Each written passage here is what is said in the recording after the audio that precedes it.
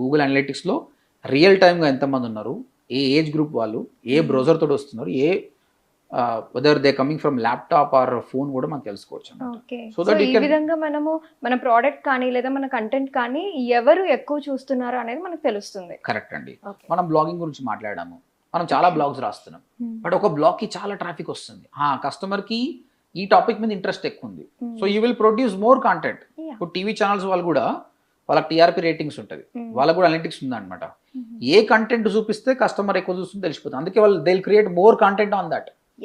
Okay. Okay, ఇప్పుడు దూరదర్శన్ లాంటి TV channel ఉంది, వాళ్ళు ఏంది ఇర్రెస్పెక్టివ్ ఆఫ్ ది అనలిటిక్స్ కస్టమర్కి ఏది పనికి వస్తుందో అది మాత్రమే చూస్తారు.